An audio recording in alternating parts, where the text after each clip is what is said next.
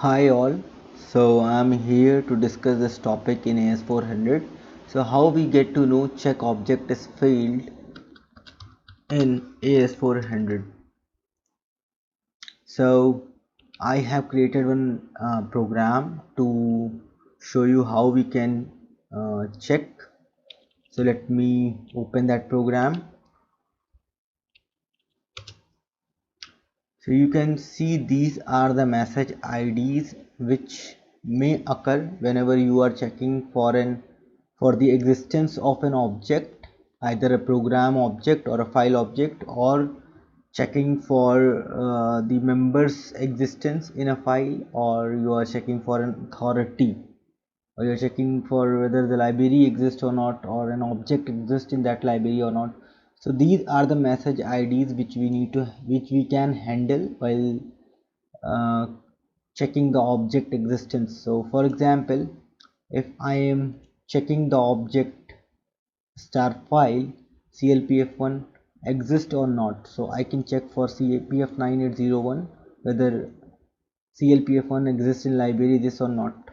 So if this does not exist, this object won't found in that library, cpf9801 would occur and we can take action accordingly. But for example, if I mention the library name which is not present, then cpf9810 may occur, so we need to handle that as well. So in case of checking the existence of an object in a library, we can check for cpf9810 and cpf9801 because these both message IDs would check for library as well as the object existence in that library. Now, for example, if I am checking for a member presence in a file in that library, then I would check for CPF9815. So member this file this in library this not found. So in case if that member does not found, CPF9815 would occur and we need to handle this situation. Now, in case we are checking for an authority to any object, so if we do not have authority on an object in that library, then this may occur, cpf9802. And if you're not authorized to that library, then cpf9820 may occur. And if the system does not capable of assigning that library, then this may occur. And this is the generic error while uh, occurred when during the processing of command, that is whenever we are executing this command, this may happen. So what I did, I have handled all the message IDs here, but if we see one can code for cpf0000, that is a generic mon message handling, but we are not actually handling the message IDs which may occur while checking for an object existence. So let me show you. I checked for file existence. So if that file found, then it would execute this line, else it will go to the error one label, this one.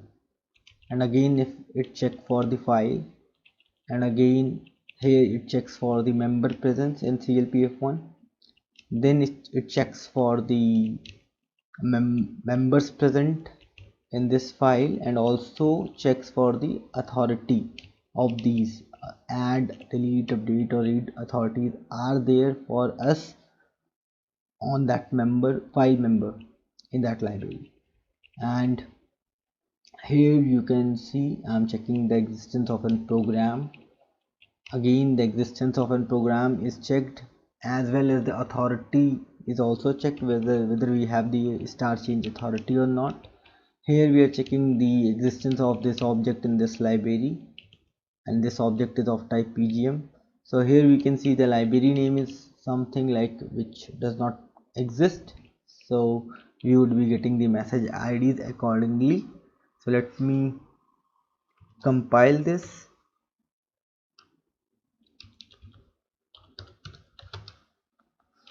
Program gets compiled successfully. Let's debug this.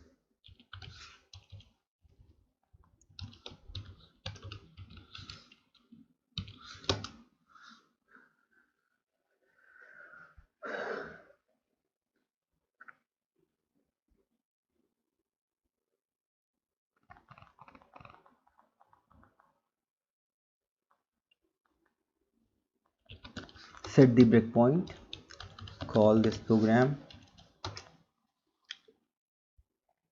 So it checks for this file presence, and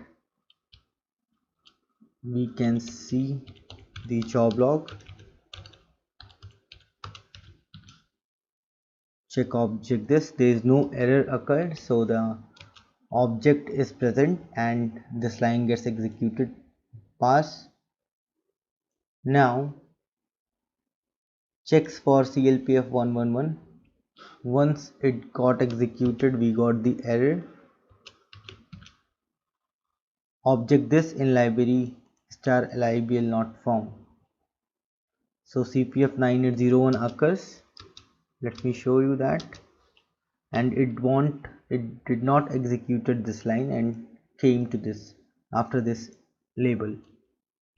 That is the executable line, so that's why it is showing that it came there. So this error message ID occurs, object this in library not found. Now it checks for the members presence, so it won't found that member as well. Let me show you the job log. Member this, file this in library this not found, just take F1. So CPF 9815 occurs. Let me show you. So basically CPF 9815 is for members checking whether that member is present in file or not, so we handled this as well. And you can see this line did not get executed and the program came to this label error 3,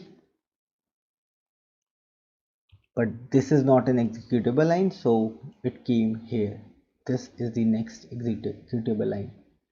Now it checks for this CLPF1 existence and its member existence, and it checks for the authority. So that is successful, and the send PGM message, this line gets executed. Now it checks for this program existence. So again you can see this program is not in that library. CPF 9801 occurs. Again checks for the change authority for this program. So first it checks the presence of this program in the library list, and then checks for the authority. So pass. Now it checks for this presence of this object in this library field. So let me show you the job log. Library this not found, CPF 9810. So as you can see, I showed you CPF 9801, CPF 9810, library not found, CPF 9815. So we have checking for these as well, not authorized to object this, not authorized to library this, cannot assign in this. So you can I don't have that authority to change the authority of the program things here on my system, so that's why I'm not able to show these things, but you can try at your side to get these message IDs as well by changing the authority or giving not giving the authority to yourself for those objects which were created. So that's all in this video which I am here to present, that is when how we can get to know that check object is failed. So basically we need to verify, or we need to check for all these message IDs. If they occur, that means that check object is failed. If they do not occur, then the check object command successfully executed. So that's all in this video. Thank you and have a nice time.